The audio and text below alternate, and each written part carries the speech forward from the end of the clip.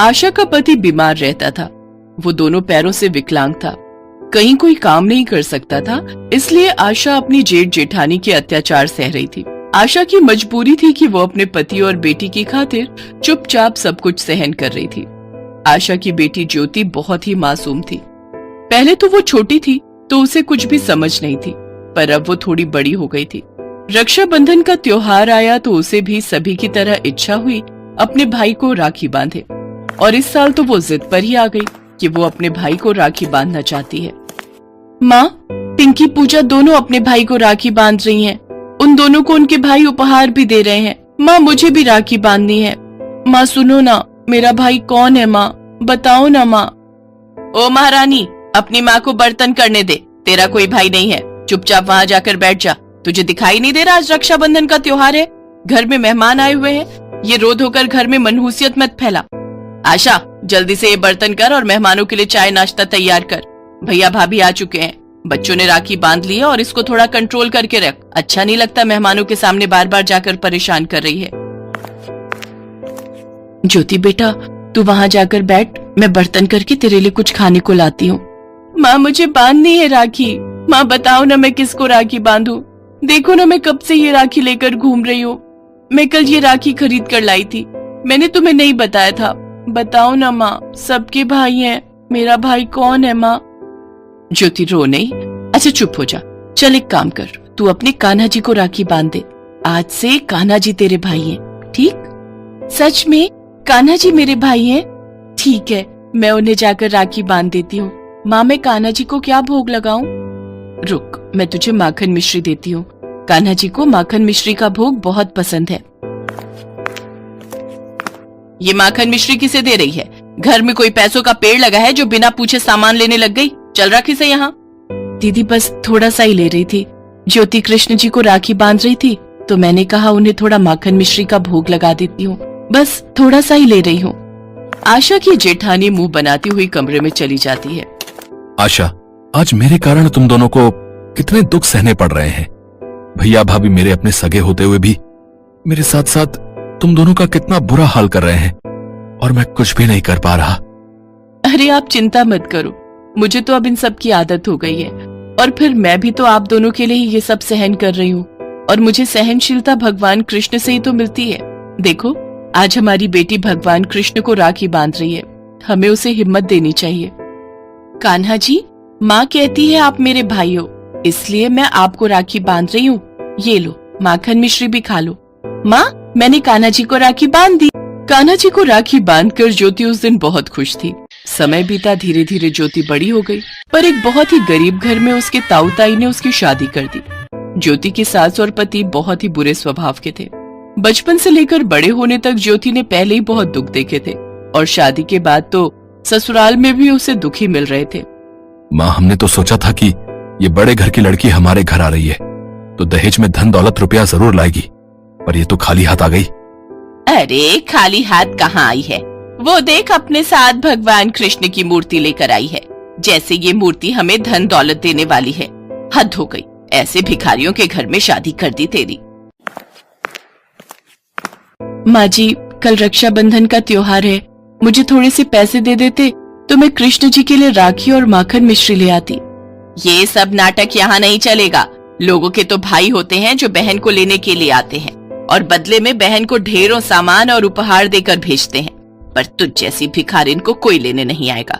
और कान खोलकर सुन ले, तू कृष्ण की इस मूर्ति को राखी नहीं बांधेगी। नहीं माँ जी, मैं बचपन से कान्हा जी को राखी बांधती आ रही हूँ, ऐसा मत करो। कान्हा जी मेरे भाई हैं, मैं उन्हें राखी नहीं बांधूंगी तो किसे बांधूंगी? माँ ठीक कह रही है, बिन भाई की राखी क्या। माँ, पूनम अपनी ससुराल से राखी बांधने कब तक आएगी? बस आने ही वाली होगी। अरे ये तो इसकी ताई का बेटा धीरज है ना। नमस्ते आंटी जी, मुझे चाची ने भेजा है, कल रक्षाबंधन है ना, इसलिए मैं ज्योति दीदी को लेने आया हूँ, और ये कुछ उपहार चाची और माँ ने भेजे। धीरज के हाथ में इतना सारा सामान देखकर ज्योति की सास और पति की आंखें फटी की फटी रह जाती हैं। हाँ हाँ बेटा, जरूर। ज्योति बहू, जाओ, जाकर तैयार हो जाओ, तुम्हारा भाई तुम्हें रक्षाबंधन के लिए लेने आया है। धीरज भैया तुम बैठो, मैं अभी तैयार होकर आती हूँ। ज्योति बहुत खुश थी कि उसका चचेरा भाई उसे लेने के लिए आया है, पर ऐसा कुछ नहीं था। ज्योति को लेने स्वयं भगवान कृष्ण आए थे। थोड़ी दूर जाने पर ज्योति ने देखा कि एक बहुत सुंदर महल है जहाँ बहुत सारे दास दासी हैं जो ज्योति का स्वागत कर रहे हैं। तो ज्योति थोड़ी घबरा गई। उसने धीरे से पूछा, धीरज, ये हम कहाँ आ गए? हमें तो घर जाना था ना। ज्योति बहन, हम अपने घर ही तो आए हैं, तुम अपने भाई के घर आई हो। इतना कहते ही भगवान कृष्ण अपने रूप में आ गए और उनकी सभी रानियां वहां उपस्थित हो गई। कान्हा जी, आपके दर्शन करके मैं धन्य हो गई भैया। आओ बहन, अपने भाई को राखी बांधो। हाँ भैया, मैं अभी आपको राखी बांधती हूँ। ज्योति, तुम यहाँ आराम से रहो। भगवान कृष्ण के महल में उनकी रानियों ने ज्योति की खूब आवभगत की। अगले दिन भगवान कृष्ण ने ज्योति को उपहार स्वरूप बहुत सारा सामान दिया, जिसे लेकर ज्योति खुशी खुशी घर आ गई। पर उसकी सास और पति गुस्से में थे। कहाँ से आ रही है तू? तेरी सच्चाई हमें पता चल गई है। तुझे धीरज लेने नहीं आया था। तुझे पता है, मैं तुझे लेने गया था। मुझे लगा अगर मैं तुझे लेने जाऊंगा तो तुझे अच्छा लगेगा, पर तू तो वहां गई ही नहीं। ज्योति, मेरी बच्ची तू कहाँ गई थी? तू ठीक तो है ना? दामाद जी जब घर गए तो उन्होंने सारी बात बताई। मेरा तो मन बेचैन हो गया कि आखिर तू गई कहाँ है। तू सही सलामत है, ये देखकर मेरे कलेजे को ठंडक मिली। अरे तेरी बेटी पता नहीं कहाँ गई थी, किसने इसे इतने उपहार दे दिए, ना जाने कल से कहाँ गई हुई थी। अब हम इसे यहाँ नहीं रखेंगे। माँ, मैं कान्हा जी के घर गई थी। भगवान कृष्ण मुझे स्वयं लेने के लिए आए थे। मैं उनके महल में थी, मैं सबसे मिली। भगवान कृष्ण ने स्वयं मुझसे राखी बंधवाई और देखो कितने सारे उपहार भी दिए। एक और झूठ। भला भगवान इसे ही दर्शन देंगे और इसी से राखी बंधवाएंगे? माँ, मुझे तो दाल में कुछ काला लग रहा है। इसे इसकी माँ के साथ भेज दो। माँ, मैं कान्हा जी के घर गई थी। भगवान कृष्ण मुझे स्वयं लेने के लिए आए थे। मैं उनके महल में थी, मैं सबसे मिली। भगवान कृष्ण ने स्वयं मेरे से राखी बंधवाई और देखो कितने सारे उपहार भी दिए। ज्योति, मेरी बच्ची, रो मत। दामाद जी, मेरी बेटी कभी झूठ नहीं बोल सकती। वो बचपन से कान्हा जी को राखी बांध रही है। सुनिए, मुझे घर से मत निकालिए। माँ, मैं सच कह रही हूँ। कान्हा जी, ये लोग मुझ पर विश्वास नहीं कर रहे। मेरी रक्षा करो। मैं कैसे यकीन दिलाऊं? मेरी मदद करो भगवान, अपनी बहन की लाज रखो। भैया, अपनी बहन की रक्षा के लिए आओ। ज्योति रोते हुए भगवान कृष्ण को पुकारने लगती है और भगवान कृष्ण वहां प्रकट होते हैं। सभी लोग उनके सामने हाथ जोड़कर खड़े थे। घबराओ नहीं ज्योति, तुमने बचपन से मुझे राखी बांधी है। तुम्हें किसी को भी कुछ सिद्ध करने की कोई जरूरत नहीं है। मैं चाहूं तो एक भाई का फर्ज निभाने के लिए इन्हें इनके पाप का दंड अभी दे सकता हूं। नहीं, क्षमा कर दो, हमें क्षमा कर दो प्रभु, हमसे गलती हो गई। हमें माफ कर दो प्रभु, हमसे गलती हो गई। ज्योति, मुझे माफ कर दो, मैंने तुम्हारे चरित्र पर संदेह किया। कान्हा जी, इन्हें क्षमा कर दो। मेरे भैया ने आज मेरी लाज बचा ली, मुझे और कुछ नहीं चाहिए। ज्योति, मेरी बच्ची। ठीक है ज्योति, तुम्हारे कहने पर मैं इन्हें क्षमा कर रहा हूँ। हमेशा अपने जीवन में खुश रहो। मेरा आशीर्वाद अपनी बहन के साथ है। ज्योति, तुम्हें कुछ और मांगना है तो वो भी मांग लो। तुम्हारा भाई तुम्हारी हर इच्छा पूरी करेगा। कान्हा जी, मेरे बापू के पैर ठीक कर दो ताकि मेरे माँ बापू के जीवन में खुशियों का आगमन हो। तथास्तु। और फिर भगवान कृष्ण अंतर ध्यान हो गए। ज्योति की सास ने उसे गले से लगा लिया। कान्हा जी के आशीर्वाद से ज्योति के जीवन में दुखों का अंत हो गया। उसके बापू के पैर भी ठीक हो गए और ये सब ज्योति की सच्ची भक्ति और आस्था के कारण ही सफल हुआ था। सदियों। हाँ भैया, मैं भी दुनिया देखना चाहती हूँ। आखिर कब तक मैं इस आग के घेरे में जलती रहूंगी। अंजना को बाहर निकाला गया। उसने पहली बार नदियाँ, पहाड़, पेड़ पौधे, फूल, तितलियां देखी। वो बहुत खुश थी। तभी उसकी नजर बगुले पर पड़ी। अरे वाह, ये तो बहुत ही खूबसूरत पक्षी है। भैया, इस पक्षी का नाम क्या है? बहन, इस पक्षी का नाम बगुला है। भैया, मुझे बगुलों के राजकुमार से ही शादी करनी है। लेकिन बहन, हम उन्हें कहाँ ढूंढेंगे? वो मैं नहीं जानती। अगर मेरी बगुलों के राजकुमार से शादी नहीं हुई तो मैं किसी से शादी नहीं करूंगी। सभी भाई उसकी बात मान लेते हैं। दो भाई राज्य संभालने के लिए महल में ही रुके जबकि बाकी के 4 बगुलों के राजकुमार को ढूंढने जंगल की ओर निकल गए। लेकिन कई दिनों तक भटकने के बाद भी उन्हें राजकुमार कहीं नहीं मिला। तभी उनमें से एक भाई ने कहा, भैया, हमने हर तरफ देखा लेकिन राजकुमार हमें कहीं नहीं मिला और अब तो हमारा खाना भी खत्म हो चुका है। हाँ भाई, मैं तो कहता हूँ अब वापस महल चलो, नहीं तो ऐसा ना हो कि भूख के कारण हमारे प्राण ही निकल जाएं। नहीं नहीं, अंजना की बात को हम नहीं टाल सकते। अब जब तक हमें बगलों का राजकुमार नहीं मिल जाता हम वापस नहीं जाएंगे।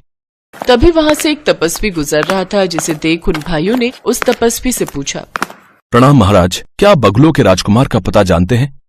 हाँ, यहाँ से तुम उत्तर दिशा की ओर जाओ। तकरीबन 10 किलोमीटर चलने के बाद एक ऊंची पहाड़ी पर महल है।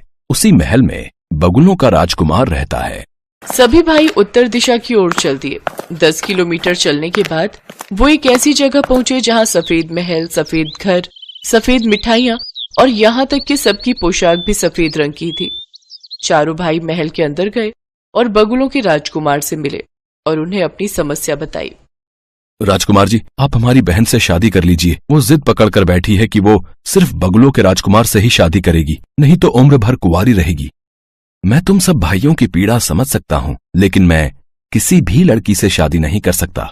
हम बगुले बहुत ही बुद्धिमान होते हैं और मैं बगुलों का राजा हूँ, तो जाहिर सी बात है कि मैं भी बहुत बुद्धिमान हूँ और इसीलिए मैं अपने महल के लिए भी एक बुद्धिमान रानी की तलाश में हूँ। और अगर तुम्हारी बहन चाहती है कि मैं उससे शादी करूं, तो पहले उसे साबित करना होगा कि वो बुद्धिमान है।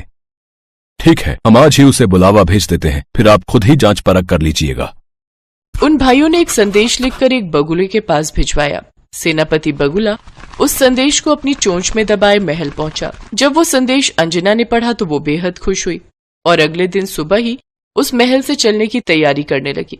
साथ ही उसने अपने बड़े भाई से कहा, भैया, मुझे एक घोड़ा, 2 दासी और कुछ सैनिक चाहिए होंगे। मैं कल सुबह ही बगुलों के राजकुमार से मिलने निकलूंगी। ठीक है, इंतजाम हो जाएगा। अगले दिन सुबह ही अंजना अपने सैनिकों और दासियों के साथ सफर पर निकली। काफी देर चलने के बाद अंजना कुछ देर विश्राम के लिए रुकी और एक पेड़ की छांव में बैठे बैठे ही उसे नींद आ गई। तभी उनमें से एक दासी, जो कि बूढ़ी थी, उसने दूसरी दासी, जो कि उसकी बेटी दिव्या थी, उसकी तरफ देखा। सचमुच कितना अच्छा होगा अगर इस मनहूस की जगह मेरी बेटी की शादी उस राजकुमार से हो जाए। मेरी बेटी तो राजकुमारी बन जाएगी।